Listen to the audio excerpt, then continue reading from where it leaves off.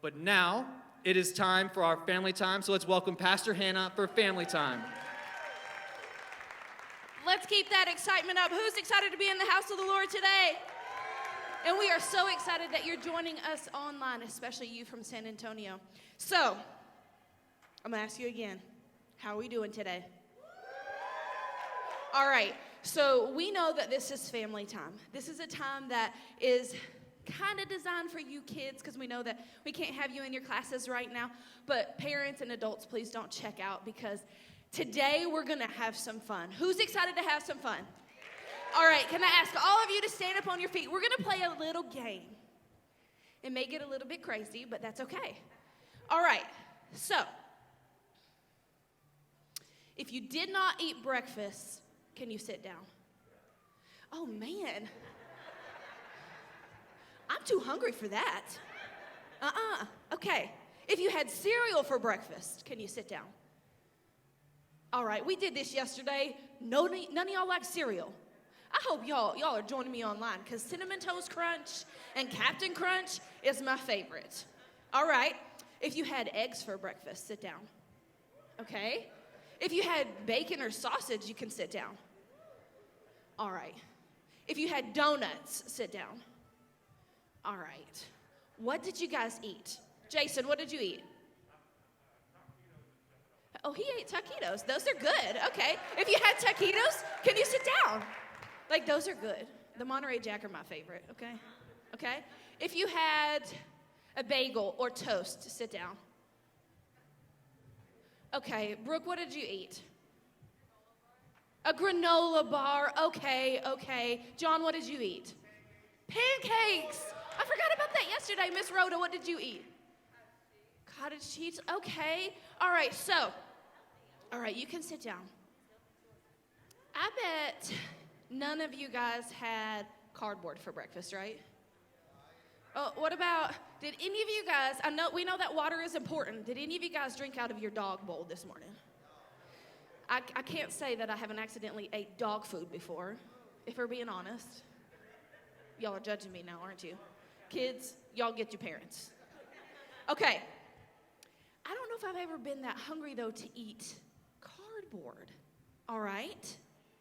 So, today's lesson, we're going to learn about a promise because we've been talking about the Beatitudes, and we know that these are promises. We're going to be coming from, well, not me, Pastor Freddie's going to be coming from Matthew 5:6 today. And it says, blessed are those who hunger and thirst for righteousness. Can everybody say righteousness? Kids, can you guys say it? Because I want y'all to beat your parents. Can you say righteousness? Okay, and you can type it in the chat. I hope you're screaming it in your living room. For they will be filled. We know what it means to be hungry and thirsty when it comes to our bodies. Like, when we're hungry, our bellies, they like growl really loud. You don't want to be sitting beside me in a meeting because mine gets really loud. And then when we thirst, it's like our mouths are really dry and we get kind of grumpy. And these are signs that we need to eat and drink. But in this particular verse, Jesus isn't talking about like physical hunger or physical thirsting. He's talking about what it means to be spiritually hungry and thirsty. When our hearts are hungry and thirsty, we need something to fill them to get to the righteousness of God. So, we know that we're all sinners in this room, right? Every one of us. And I know that when my physical being is hungry, I crave pizza. Kids, do you guys like pizza? Yeah, cheese pizza, pepperoni pizza. Who likes pizza with pepperonis and pineapples? Y'all the real MVPs, yeah? But when my heart is hungry, what should we crave? Let's say it a little bit louder. Jesus. We should hunger and crave Jesus. But the problem is, like everyone else, when our spirits are hungry, we kind of crave different things, right? Like, I'm going to crave that video game that I want to play. Or I'm going to crave overeating. Or I'm going to crave fighting with my spouse. Or fighting with my sisters. Or I'm going to crave just all of these distractions. Sometimes we would rather do it our own way and get it wrong than do it God's way. And that makes it easier. So all of us have turned away from God to do our own thing. So Isaiah 53:6 says this: we all, like sheep, have gone astray. Each of us have turned our own way, and the Lord has laid on him the iniquity of all of us. We've all sinned and turned away from Jesus, but the good news is Jesus has taken on that punishment. But thank God for the promise of this beatitude today. The one that Pastor Freddie's going to be talking about. Y'all, it's amazing. It's incredible. But there's a big word in it. Righteousness, right? You guys repeated it. Kids, you repeated it. It's spelled up there on the screen. It's righteousness. That's a big word. But it's kind of simple when we see the meaning. Kids, I want you to listen. Righteousness is being right with God first and then right with others. Being right with God means to live the way that he wants us to. Obviously, we can't do everything on our own, right? Right? But something amazing happens when we start to hunger and we start to thirst and to crave our hearts with being right with God, when we start to crave righteousness. How many of you guys have ever heard of the sentence or just the phrase, the grass is always greener on the other side?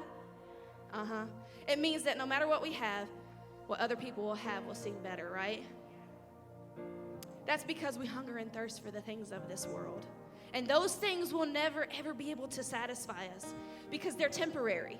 They're always going to fail us. But when we hunger and crave after a relationship with Jesus and being righteousness and growing in that righteousness, everything else becomes easy.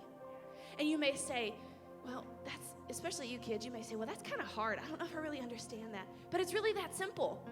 If we spend time in the Word, if we spend time praying, if we spend time serving and trying to get right with Jesus and being in a relationship with him, it becomes really easy. Everything else will become effortless. But that's where we got to start. Are you guys excited about that today? Are you guys excited that it really is simple to have a relationship with Jesus? But we have to know that we get to grow in righteousness every single day. We get to grow in our walk with him every single day. But two, every step, even if it's a centimeter, even if it's just a little bit, that means we're going closer to him. We're going closer to him. So can I invite every one of us? I did this last night.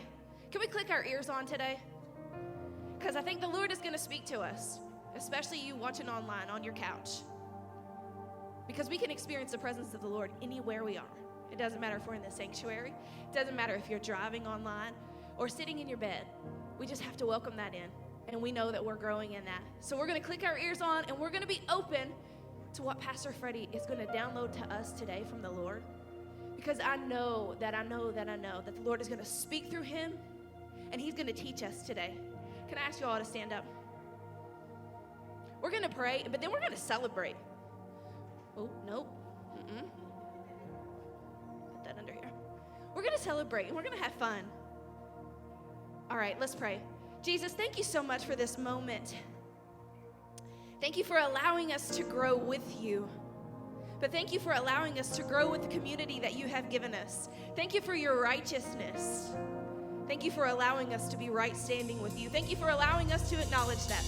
Today we stand, we celebrate, we open our hearts, we open our minds. We push out all the distractions because we know that you're going to speak today.